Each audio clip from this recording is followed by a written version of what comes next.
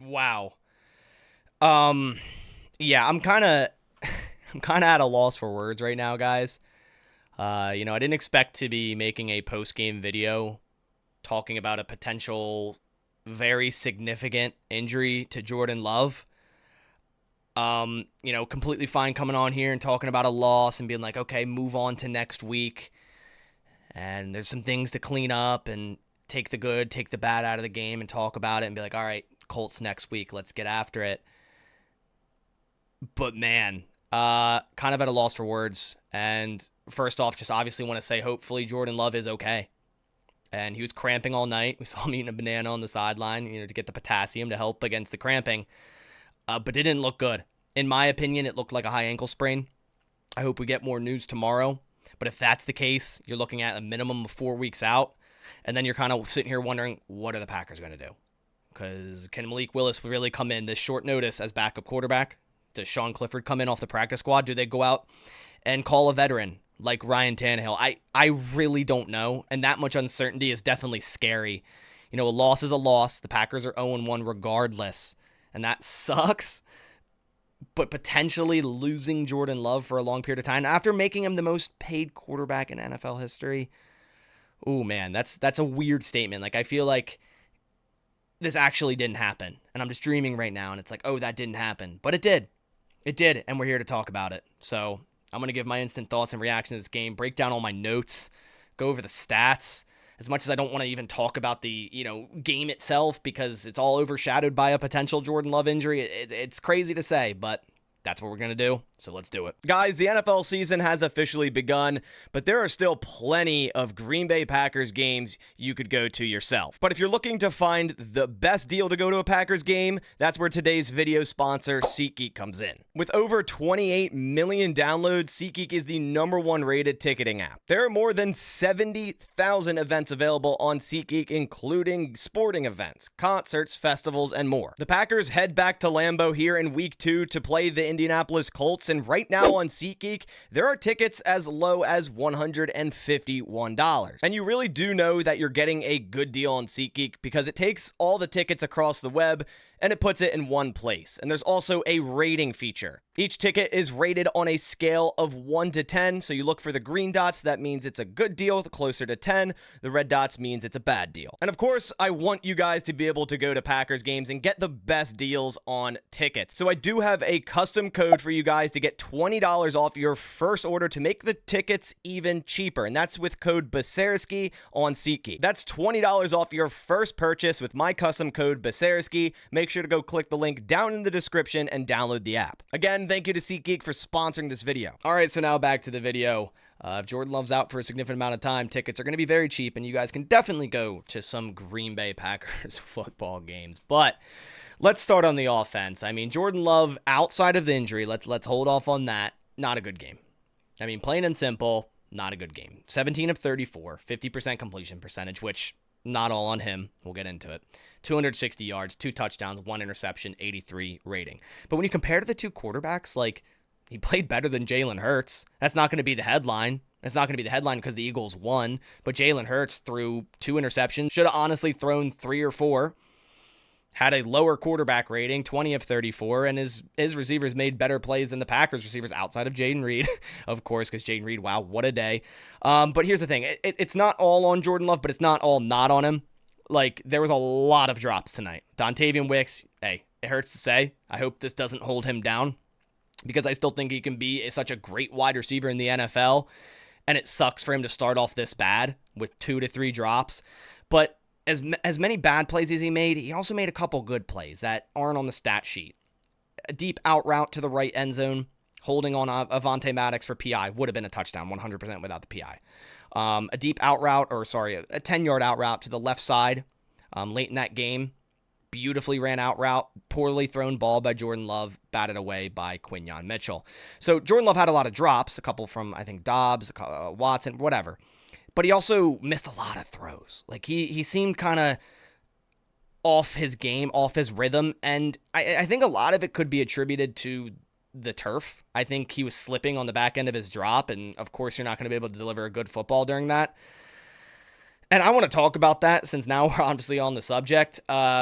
I'm all for the NFL expanding, and I'm so happy that Brazilian fans got to go see the Green Bay Packers or have a game in their country, and I'm so glad that anyone who went there, you guys were able to see that. But that field condition was abysmal. I mean, it was worse than Soldier Field, and that's saying something. You know, you have months to a year to maybe more, depending on when the NFL planned this, to get this ready for an NFL football game. And it simply wasn't. Like, I'm not overall shocked that we're sitting here talking about a potential significant injury to a great player on whatever team. Obviously, it sadly being Jordan Love. That field condition was terrible. I mean, both teams slipping all over the place. It was just a poor product. You don't want to see that because it makes the game not as fun to watch. Not as like, okay, that player just beat that player. Like, no, the field just gave out and whatever. Their cleats need to be adjusted, whatever. And then you talk about reffing. And I'm not the person to sit here after a game and go, oh man, the refs lost us that game. Because they still didn't. You know, the Packers lost that football game. The Eagles won that football game. And both teams did things to either get a loss or get a win. But there was just so many bogus penalty calls. And of course, you got to talk about the phantom holding call on Jair to end that game, essentially. Like, without that holding call, the Packers might get the ball back, go down, kick a field goal for the win. Plain and simple. Like, that quite literally could have happened. I don't think I've seen a more trash defensive holding call that clearly didn't happen in a very, very long time. Jair, I don't even think touched Devontae Smith. I think Devontae Smith had more hold of his jersey pulling him away than Jair did on him. And it's Ron Torbert's crew.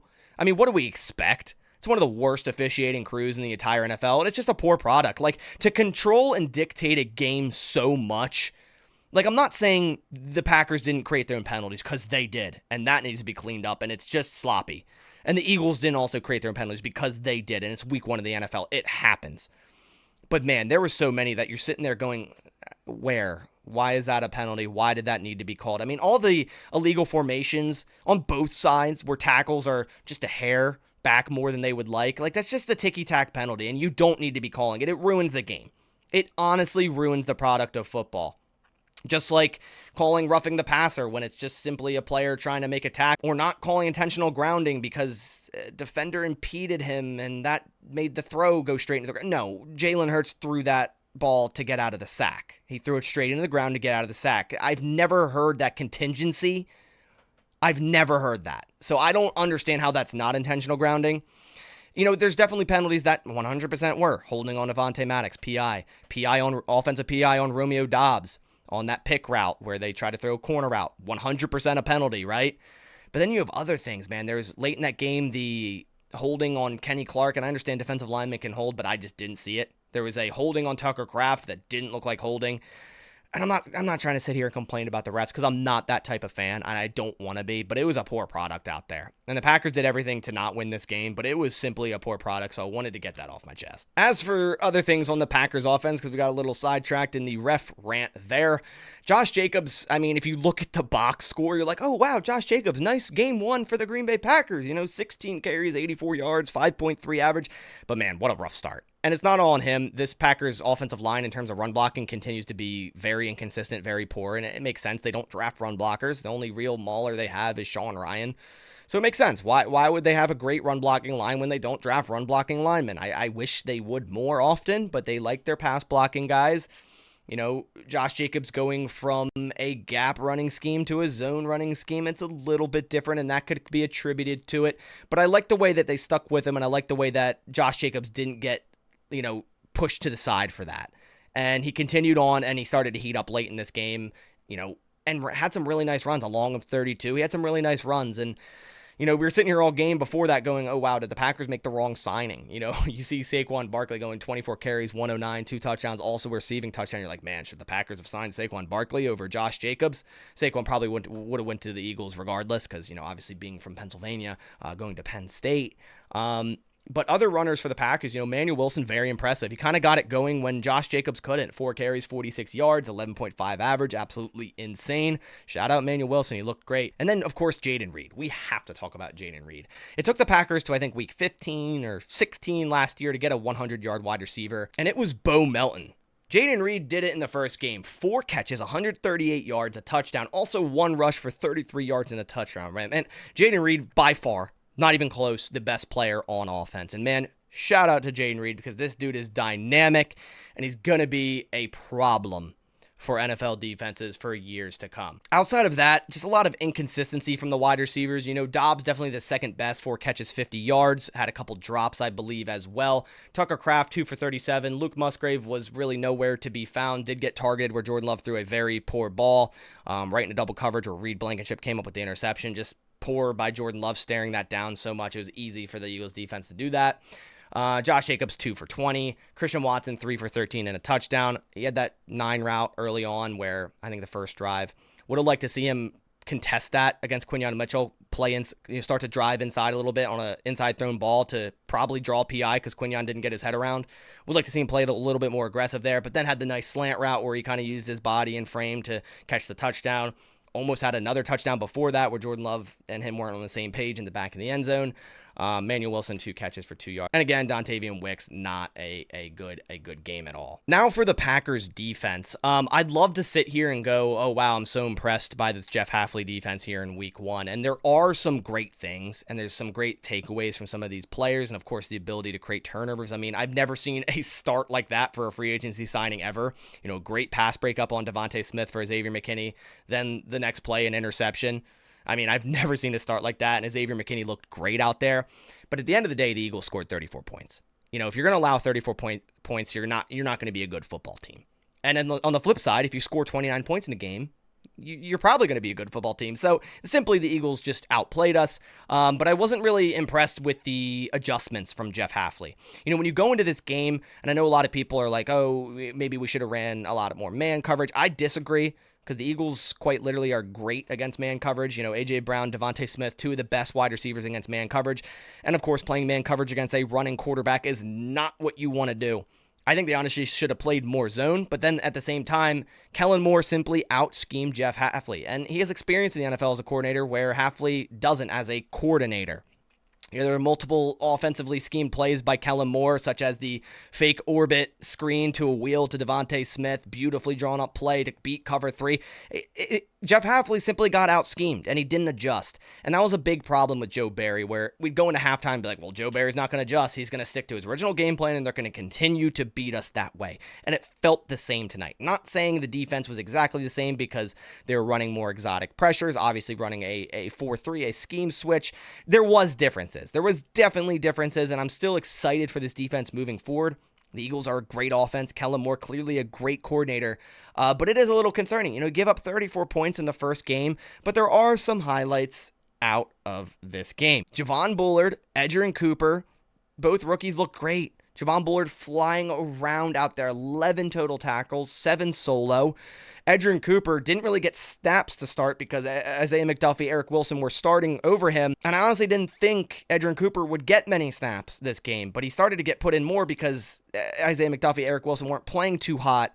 And I'm already going to say it. I think he should start. I mean, every time he was on the field, you'd see him. It's like he was shot out of a cannon right through whatever he needed to hit. Like he was around the ball or batting up a pass right on the edge, just making plays. So Edgerrin Cooper, really liked what I saw from him in the limited snaps. Jair, very up and down day.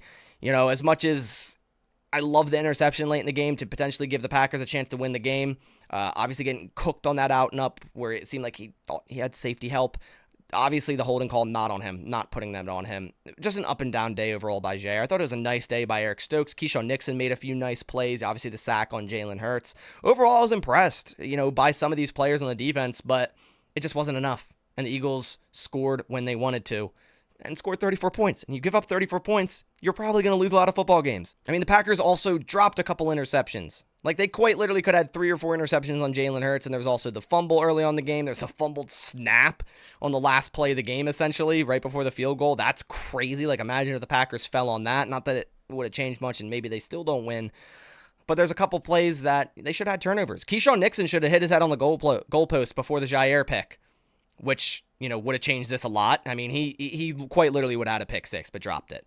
A lot of drops tonight. A lot of mental errors, whether that be penalties, whether that be schematically play calling, whatever, dropping, just a lot of errors. And now we head back to Green Bay to play the Colts in week 2. And we are sitting here going, I don't know who the quarterback is going to be. I just saw a tweet from the Pro Football Doc. He's someone on Twitter that looks at videos and pretty much says that this is what he thinks it is. He thinks a left high ankle sprain, which I guess in this case, outside of cramping, would be the best case scenario, but that's still like at least 3-4 weeks out. So, you know, on top of all the things the Packers need to fix, because there's a lot of ugly, they might be without a quarterback for the next few weeks, and that's not good. They very well could start the season 0-4, 0-5, and the chances of you making the playoffs after that are not great, and that's a massive, massive, massive concern.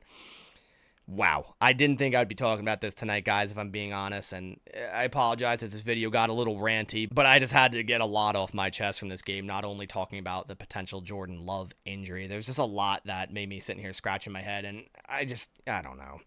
There is a lot wrong, and hopefully they can get this turned around. They can somehow try to fix this, maybe give Matt Flynn a call. I really don't know, but I appreciate you guys coming by to the video. Leave your comments down below. I'm sure there's going to be a lot of them going over some very interesting topics. Leave a like if you could. It supports the channel a ton. It's absolutely free to do. I appreciate you guys coming by. I'll do the PFF ratings tomorrow, and very interested for those. But I'll catch you on the next one. As always, go Pack, go.